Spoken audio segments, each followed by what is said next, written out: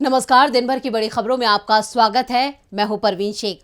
आज इस बुलेटिन में बात होगी मोदी सरकार पर बरसे सोनिया और खड़गे की, कांग्रेस के संविधान में हुए बड़े बदलाव की, बात करेंगे बिहार में महागठबंधन के चुनावी शंखनाद की, अडानी के साथ एलआईसी को लगे बड़े झटके की, जानेंगे क्या 27 फरवरी को एमसीडी की स्टैंडिंग कमेटी के लिए होंगे चुनाव, नेपाल में कैसे मुश्किल में फंसी सरकार, और बुलेटिन के आखिर में बात होगी उत्तर पूर्व के राज्यों के चुनाव में कांग्रेस की धमक की। लेकिन तमाम बड़ी खबरों से पहले एक नजर सुर्खियों पर। सांसद संजय राउत के निशाने पर आए देवेंद्र फडणवीस, बोले फडणवीस को सनसनी पैदा करने की आदत, आज डिप्टी सीएम है, कब तक रहेंगे पता नहीं। दिल्ली के सीएम अरविंद केजरीवाल का दावा, CBI deputy CM Manish Sisodia को रविवार को कर सकती है गिरफ्तार, बोले ये बहुत दुखद, लेकिन तलाशी में कुछ भी नहीं मिला। सीएम नीतीश कुमार पर बरसे गृह मंत्री अमित शाह, बोले जेडीयू आरजेडी पानी और तेल का गठबंधन जो कभी नहीं मिल सकते। पूर्व रॉ प्रमुख अमरजीत सिंह दुलत ने मोदी सरकार की नीतियों पर किए सवाल, कहा कश्मीर में बाहुबल की नीति नहीं कर रही काम, भारत का विचार हो रहा है कम, राहुल की भारत जोड़ो यात्रा ने दी राहत। ये तो थी सुर्खियां और अब बात आज की सबसे बड़ी खबर की। रायपुर में कांग्रेस अधिवेशन के दूसरे दिन सबकी नजरें कांग्रेस की पूर्व अध्यक्ष सोनिया गांधी पर लगी थी। वो अपने संबोधन में क्या बोलती हैं? सोनिया गांधी ने कांग्रेस के मौजूदा अध्यक्ष खड़गे की तारीफ करते हुए ये साफ कर दिया कि अब कांग्रेस का भविष्य खड़गे के हाथों में है। तो वहीं उन्होंने मोदी सरकार को भी आड़े हाथों लिया। और क्या कुछ कहा सोनिया गांधी ने, देखते हैं ये रिपोर्ट। कांग्रेस के राष्ट्रीय महाअधिवेशन के दूसरे दिन आज सुबह सोनिया गांधी और मल्लिकार्जुन खड़गे अधिवेशन में पहुंचे, कांग्रेस सदस्यों को संबोधित किया। सोनिया गांधी ने कहा कि इस देश में कांग्रेस सिर्फ राजनीतिक पार्टी नहीं, बल्कि इस देश का जीता जागता लोकतंत्र है। सोनिया ने कहा, देश और कांग्रेस के लिए ये चुनौती का वक्त है, हमें निजी हितों को पीछे छोड़कर देश के लिए लड़ना होगा। दलितों, अल्पसंख्यकों पर अत्याचार हो रहा है, हर संस्था का दुरुपयोग किया जा रहा है, संविधान के मूल्यों को नुकसान पहुंचाया जा रहा है, आगे और कठिन वक्त है। सोनिया गांधी ने कहा कि राहुल गांधी ने मुश्किल यात्रा को पूरा किया, उनकी ये यात्रा काफी सफल भी रही। उन्होंने मल्लिकार्जुन खड़गे की तारीफ करते हुए कहा कि वो अच्छा काम कर रहे हैं। इस दौरान कांग्रेस अध्यक्ष मल्लिकार्जुन खड़गे ने कहा, देश में नफरत का माहौल है, सरकार रेल, तेल सब कुछ अपने मित्रों को बेच रही है, दिल्ली सरकार में बैठे लोगों का डीएनए गरीब विरोधी है। खड़गे ने आगे कहा कि देशवासियों को एक संकल्प लेना है, सेवा, संघर्ष और बलिदान सबसे पहले हिंदुस्तान। गांधी जी ने आजादी के लिए किसानों और मजदूरों को झंडे के नीचे खड़ा किया। कांग्रेस जन आंदोलन के रूप में जनता के बीच आई और यहीं से एक आंदोलन शुरू हुआ। कांग्रेस नेताओं के तेवरों से साफ है कि वो आगे कठिन लड़ाई के लिए तैयार हैं। खड़गे ने 2024 के लिए नई चुनौतियों से निपटने और जीत के लिए कार्यकर्ताओं में जोश भरा। तो वहीं कांग्रेस ने अपने संविधान में बड़े बदलाव के संकेत दिए हैं। ये बदलाव 2024 में बीजेपी की परेशानी बढ़ाने वाले हैं। साल 2014 के लोकसभा चुनाव के बाद से कांग्रेस लगातार कमजोर होती जा रही है।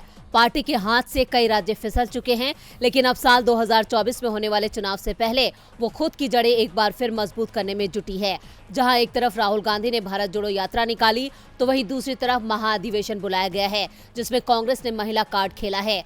रायपुर में महाअधिवेशन में पार्टी के संविधान में कुल 6 बड़े संशोधन किए गए हैं। इसमें सबसे बड़ा संशोधन कांग्रेस कार्य समिति को लेकर किया गया है। अब सीडब्ल्यूसी के सदस्यों में 50% सदस्यों को आरक्षण के जरिए भरा जाएगा। रणदीप सुरजेवाला ने बताया कि देश में सामाजिक क्रांति लाने के लिए पार्टी के संविधान में ये संशोधन किए गए हैं। SC, ST, OBC, महिला और युवाओं को 50% आरक्षण देने का फैसला हुआ है। उन्होंने कहा कि पार्टी में 50 साल से कम उम्र के नौजवानों और महिलाओं की भागीदारी होगी। अब पेपर मेंबरशिप नहीं दी जाएगी, अब केवल डिजिटल मेंबरशिप दी जाएगी। इसके अलावा बूथ कमेटी और पंचायत कमेटी प्रदेश कांग्रेस की इकाई होगी। इसके लिए भी कांग्रेस ने अपने संविधान में संशोधन किया है। ग्राम पंचायत कमेटी के सदस्य ऑटोमेटिक PCC के सदस्य हो जाएंगे। पहले कांग्रेस की सदस्यता फॉर्म में पिता का नाम होता था, लेकिन अब मां और पत्नी का नाम भी होगा। इसके अलावा थर्ड जेंडर का भी विकल्प दिया जाएगा। ब्लॉक स्तर पर जहां कांग्रेस के चुने हुए सदस्य हैं, PCS की ऑटोमेटिक डेलीगेट्स होंगे। पार्टी में इन बदलावों का जल्द ही असर भी दिखेगा, जिससे बीजेपी की परेशानी बढ़ सकती है। अधिवेशन में कांग्रेस ताबड़तोड़ फैसले ले रही है जो संगठन को और मजबूत करेंगे। कांग्रेस की मजबूती बीजेपी की हार है, तो वहीं बिहार में बीजेपी की मुश्किलें बढ़ती दिख रही हैं। आज महागठबंधन और बीजेपी दोनों का ही शक्ति प्रदर्शन था। अमित शाह पटना में रैली कर रहे थे तो उसी समय पूर्णिया में महागठबंधन की महारैली हो रही थी। महागठबंधन की रैली में लालू से लेकर नीतीश तक सभी के निशाने पर मोदी सरकार और आरएसएस रहे। इस रैली से बिहार ही नहीं दिल्ली तक हलचल मची रही। पूर्णिया का रंगभूमि मैदान खचाखच भरा हुआ था। महागठबंधन की रैली थी, 7 पार्टियों के नेता मंच पर थे। महागठबंधन के सबसे लोकप्रिय नेता लालू प्रसाद यादव पटना से वीडियो कॉन्फ्रेंसिंग के जरिए रैली से जुड़े। रैली में लालू यादव ने मोदी सरकार के साथ आरएसएस को भी अपने निशाने पर लिया। लालू ने कहा, बीजेपी और आरएसएस घोर आरक्षण विरोधी है। जो आरएसएस चाहता है वही नरेंद्र मोदी कर रहे हैं। ये लोग देश को बांटने का काम कर रहे हैं। लोकतंत्र रहेगा, संविधान रहेगा, तभी हम और हमारा देश रहेगा। अब हम और नीतीश एक हो गए हैं। अब मोदी सरकार के जाने का वक्त आ गया है। लालू ने फ्री राशन योजना को लेकर कहा कि सरकार को सुप्रीम कोर्ट के दबाव के चलते राशन बांटना पड़ रहा है। कोर्ट ने कहा कि गोदाम में रखा राशन खराब हो रहा है, उसे जनता में बांटो। सरकार मजबूरी में इसे बांट रही है। दूसरी ओर नीतीश कुमार ने एक बार फिर मोदी सरकार के खिलाफ मोर्चा बनाने के लिए कांग्रेस को आगे बढ़ने के लिए कहा। नीतीश ने कहा कि कांग्रेस को विपक्षी गठबंधन को लेकर जल्दी फैसला करना चाहिए। हम सबको एक होना होगा। अगर विपक्ष का गठबंधन बनता है तो बीजेपी को 100 से कम सीटों पर समेट देंगे। इसके साथ ही नीतीश कुमार ने कहा कि मोदी सरकार कोई भी काम देश हित में नहीं कर रही है। बिहार के विकास में उन्होंने क्या किया? हम लोग एक एक काम कर रहे हैं। लोगों को आगे बढ़ाने के लिए हम रात दिन काम करते हैं। विकास का काम चलता रहेगा। हर काम की देखरेख जारी रहेगी। हम 10 लाख सरकारी नौकरी देने का काम कर रहे हैं। महागठबंधन के इस ओंकार से बीजेपी में हलचल तेज हो गई है। हलचल तो अडानी ग्रुप में भी मची हुई है। हिंडनबर्ग की रिपोर्ट आने के बाद से गौतम अडानी मुश्किल में दिख रहे हैं और मुश्किल में वो लोग भी हैं जिन्होंने अडानी ग्रुप में निवेश किया और वो लोग भी हैं जिन्होंने सीधे तौर पर निवेश तो नहीं किया लेकिन फिर भी वो मुश्किल में फंस गए हैं। जी हां, कैसे मुश्किल में फंसे आम लोग, देखते हैं ये रिपोर्ट। गौतम अडानी को झटके पर झटके लग रहे हैं। एक के बाद एक डील हाथ से फिसल रही है। शेयर बाजार में भी अडानी ग्रुप से जुड़ी कंपनियों में गिरावट थम नहीं रही है। अधिकांश कंपनियों में दिन की ट्रेडिंग के पहले सत्र में ही लोअर सर्किट लग जाता है। 24 जनवरी को गौतम अडानी दुनिया के तीसरे सबसे दौलतमंद इंसान थे। नजरें पहले नंबर पर टिकी थी। अडानी दुनिया के नंबर 1 बने भी, लेकिन दौलत कमाने वालों में नहीं बल्कि नुकसान उठाने वालों में। वो इस समय सबसे ज्यादा नुकसान उठाने वाले लोगों में पहले नंबर पर पहुंच गए हैं। 24 जनवरी को हिंडनबर्ग की रिपोर्ट ने अडानी ग्रुप की गड़बड़ी को सामने रख दिया, जिसके बाद से ग्रुप के शेयर लगातार गिरते जा रहे हैं। आज गौतम अडानी 33वें स्थान पर पहुंच चुके हैं। अडानी ग्रुप में सबसे बड़ा निवेश करने वाली भारतीय जीवन बीमा निगम भी मुश्किल में फंस गया है। हिंडनबर्ग रिपोर्ट आने के बाद से LIC का शेयर भी 17% तक गिर चुका है। LIC के शेयर 585 रुपए 5 पैसे पर पहुंच चुके हैं। 25 जनवरी को अडानी ग्रुप में LIC के निवेश की वैल्यू करीब 70,000 करोड़ रुपए की थी, जो 23 फरवरी को गिरकर 27,000 करोड़ पर पहुंच गई। यानी अडानी ग्रुप में निवेश करने के चलते LIC को 43,000 करोड़ का नुकसान हो चुका है।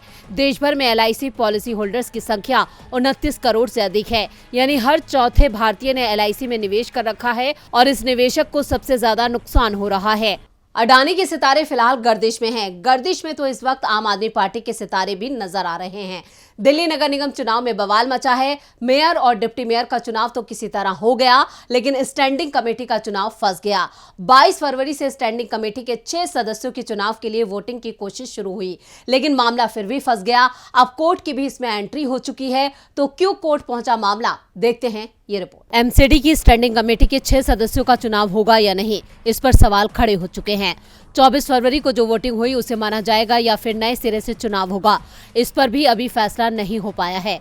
दरअसल 24 फरवरी को हुए मतदान में MCD के 250 पार्षदों में से 242 ने वोटिंग की थी, लेकिन काउंटिंग के दौरान हंगामा मच गया। MCD सचिव ने काउंटिंग के बाद परिणाम की घोषणा से पहले मेयर शेली ओबरॉय से चुनाव परिणाम पर दस्तखत करने को कहा, लेकिन मेयर ने इनकार करते हुए एक वोट रद्द करने का ऐलान कर दिया। इसके बाद जो MCD हाउस में हुआ वो पहले कभी नहीं देखा गया था। हंगामा बढ़ता देख मेयर ने चुनाव रद्द करने का ऐलान करते हुए साफ कर दिया कि अब 27 फरवरी को नए सिरे से वोटिंग वोटिंग होगी। लेकिन देर रात को एमसीडी सचिव ने चुनाव परिणाम की घोषणा करते हुए कहा कि आप और बीजेपी दोनों को 3-3 वोट पर जीत मिली है।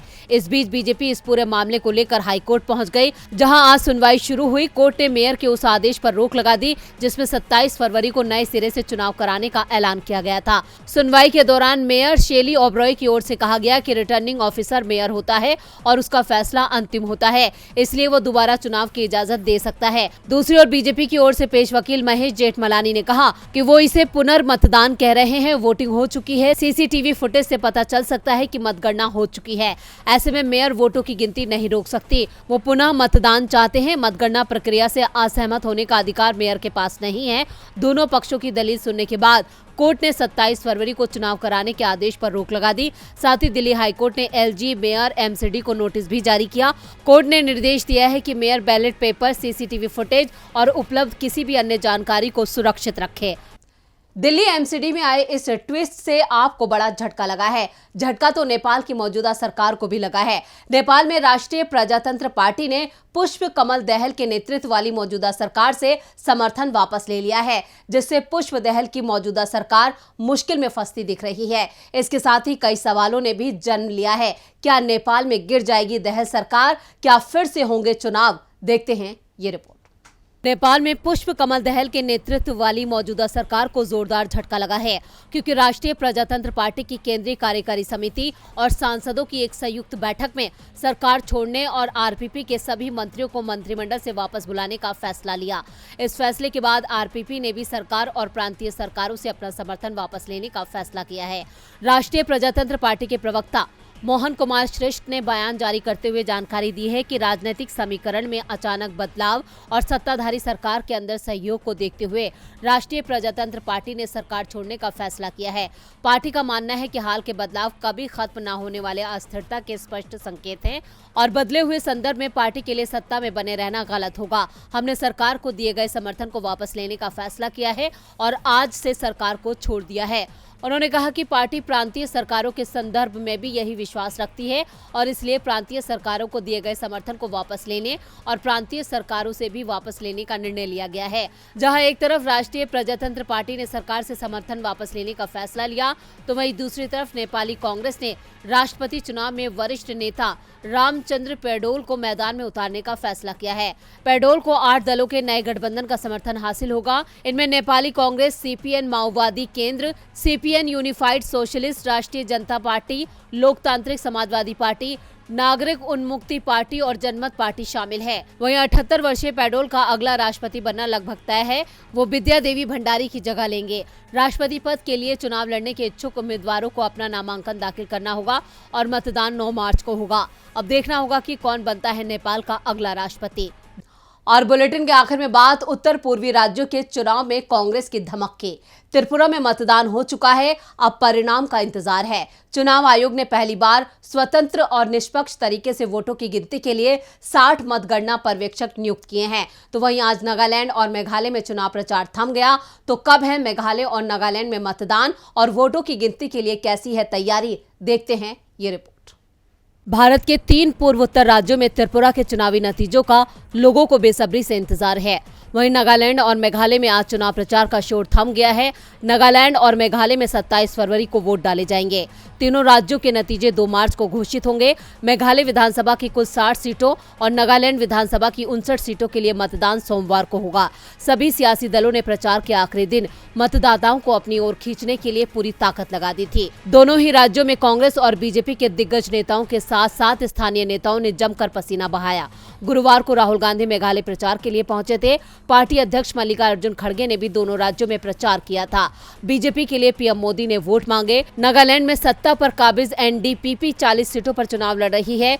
बीजेपी 20 सीटों पर, कांग्रेस 23 सीटों पर, जबकि एनपीएफ 22 सीटों पर चुनाव लड़ रही है। एलजेपी रामविलास 15 सीटों पर, एनपीपी और राष्ट्रवादी कांग्रेस पार्टी 12-12 सीटों पर तथा सीपीएम 9 सीटों पर, जेडीयू 7 सीटों पर, आरजेडी 3 और सीपीआई एवं राइजिंग पीपल्स पार्टी 1-1 सीट पर चुनाव लड़ रही है। 59 सीटों के लिए कुल 183 उम्मीदवार हैं। दूसरी ओर मेघालय की 60 सीटों के लिए 375 उम्मीदवार मैदान में हैं। ऐसे में दोनों ही राज्यों में रोचक मुकाबले के आसार हैं। कांग्रेस को इस बार मेघालय में सबसे ज्यादा उम्मीद दिख रही है और इसलिए अंतिम समय पर पार्टी सांसदों की रैलियां भी यहां कराई गई। इधर त्रिपुरा के मुख्य निर्वाचन अधिकारी एस बंदोपाध्याय ने बताया कि चुनाव आयोग ने स्वतंत्र और निष्पक्ष तरीके से सभी विधानसभा क्षेत्रों की मतगणना की निगरानी के लिए 60 मतगणना पर्यवेक्षक नियुक्त किए हैं।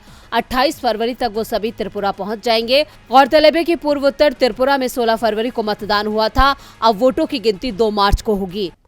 तो आज इस बुलेटिन में बस इतना ही। देखते रहिए डीबी लाइव। नमस्कार।